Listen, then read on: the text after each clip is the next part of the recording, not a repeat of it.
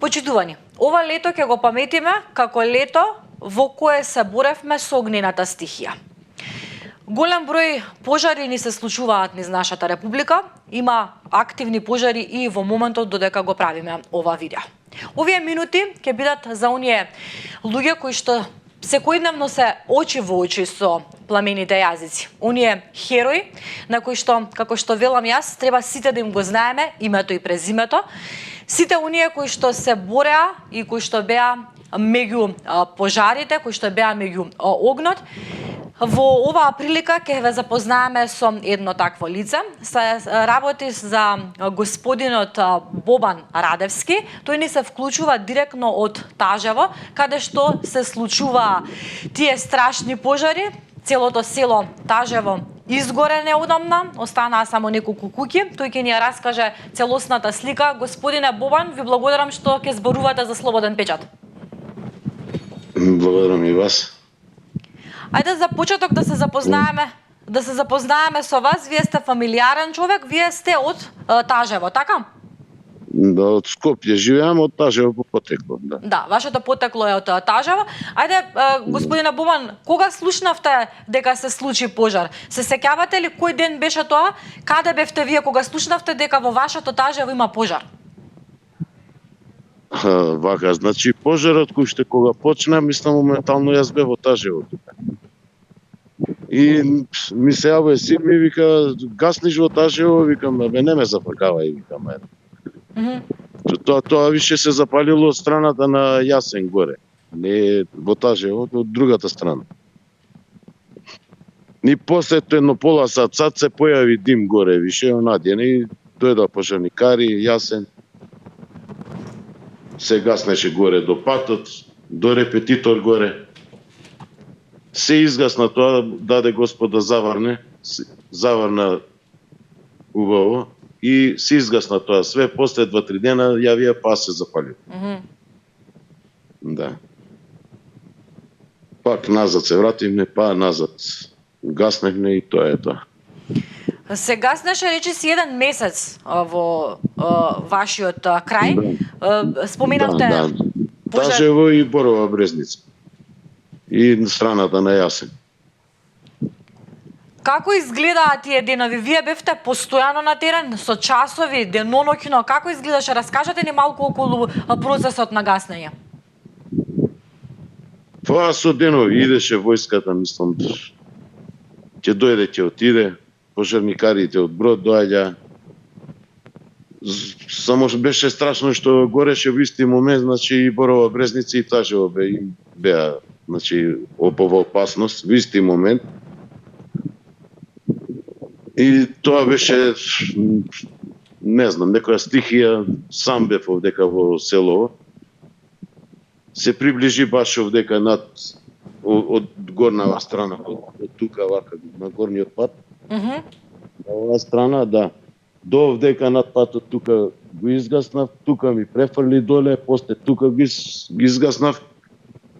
И пожарникарите ми се јавија од другава страна што е вама.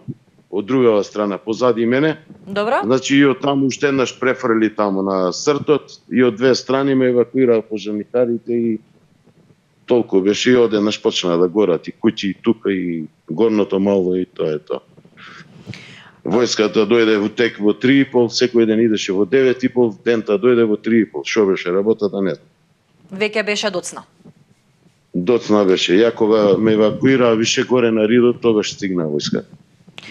Одредени и непристапни делови имаше, колку што паметам јас, навистина сега ние од... Не непристапни делови, значи целиот терен е непристапен. Знаат, например, и Стојанчи идеше горе, знаат сите и градоначалникот. Не веруваат што е тоа. Значи тој пат е промашена инвестиција. Да. Значи од другава страна вамо за 4-5 километра и рамно и све со 4-5 кривини. Значи не знам зашто тој пат не се пушта ради пожари, ради сите тие ред работи. Ајде да појасниме малку. Круг од 14 километри, мислам, со поопасни кривини по Да појасниме за Неприугоден пат, ме разбираш? кој е тој пат? Тој е непроводен Од кај Борова Брезница што е, од таа Добро. страна. Само тој е пат и другиот од кај Белица не е во состојба за возење. Вие сметате дека тука е проблемот? Па проблемот е што не може да се качи ни пожарникар, ни војска, ни ништо. Значи не е достапно. Покуша војската вртеше преку страната на Јасен. Значи секој ден доаѓа 9:30-10. Доека дојдат. Значи друго е да се качат за пола сат, друго е да вртат цел круг. А тој пат што не е проводен би бил по-лесно пристапен, колку што добро ве разбрав, тој побрзо се стига. Не е пробиен, мислам, таму. Треба уште има уште 4 километра би требало да се пробие таму. Сега, бидејќи ни се јавувате од лице место, од прилика нешто можеме да видиме од вашата камера како изгледа сега ситуацијата. Знаеме, навистина сите ние се вознемиривме кога слушнавме дека цело село од нашата држава изгоре. Она што ќе бидете запаметени вие лично и меѓу вашите мештани таму, луѓето кои што живеат, вашите сограѓани, е дека сте човекот кој што ги спаси единствените 5 куќи кои што останаа во тажава. Како изгледаше тоа? Страшно. Страшно да имаше повише, мислам дека ќе се спасеше повише и тоа е тоа. Да стигнеше војската напред, ќе се спасеше повише. Ако не ви е проблем, ако не ви представува, може ли да погледнеме како изгледа, навистина тажно изгледа сликата сега од селото, може ли со камерата вие да ни покажете со вашиот телефон како изгледа во моментот местото од каде што ни се јавувате? Да.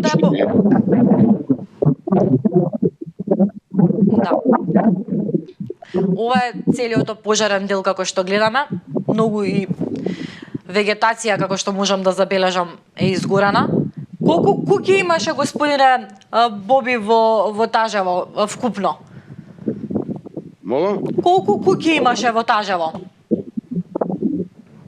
Па мислам горното мало, сега не знам како да ви кажам, но 10-15 куќи таму се изгорени.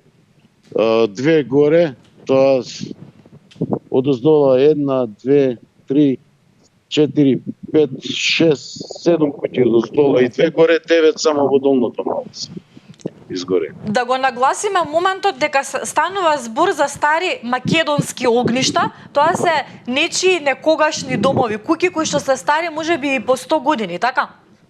Да. Од дедовци, прадедовци се ти.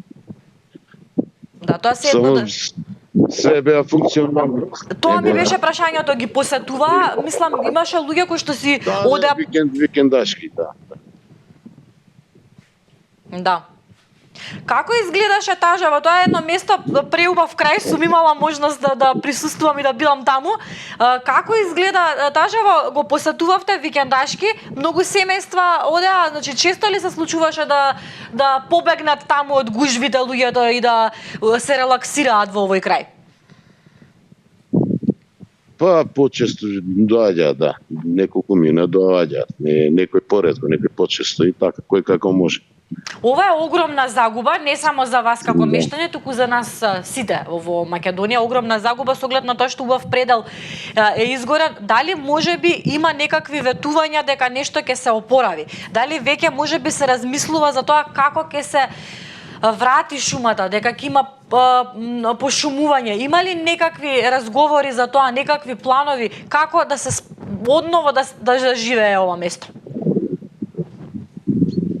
Ето, никој не кажува ништо. Не се знае уште ништо, не знаеме. Никој не зборува за тоа? Да. А што мислите, кој е главниот виновник за целата ситуација? Кому му препушувате вина за ова?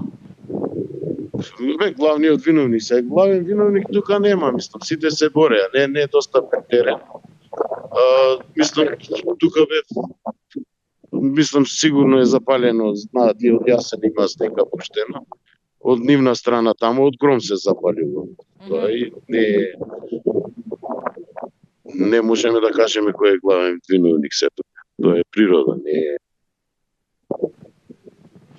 Да, очигледно се уште не се знае името и презимето кој е виновникот за ова што се случи. И еве ќе ве прашам, вие повторно сте таму во Тажево, кажавте дека живеете и работите во Скопје, но одново сте во Тажево, редовно одите таму и покрај целата ситуација и додека беше најтешко бевте таму и сега сте во моментот таму. Што за вас значи Тажево? Тажево за мене значи одмор, релакс, како да ви кажем, не знам. Посебно, мислам, бегам од тие гужви од Скопје, од чист воздух, мислам, природа, тоа е тоа. Да. Значи се, со еден збор кажано, предпоставувам. Господин Бобан, ми беше задоволство што разговаравме. Благодарам што ни ја пренесовте сликата. За жал тажна, за жал неубава слика од таму, но се надеваме дека во следната прилика кога ќе се слушнеме, ќе прикажете убаво зеленило од таму и ќе уживаме во некогашниот раскош на тој крај на нашата татковина. Ви благодарам уште еднаш. И благодарам и вас.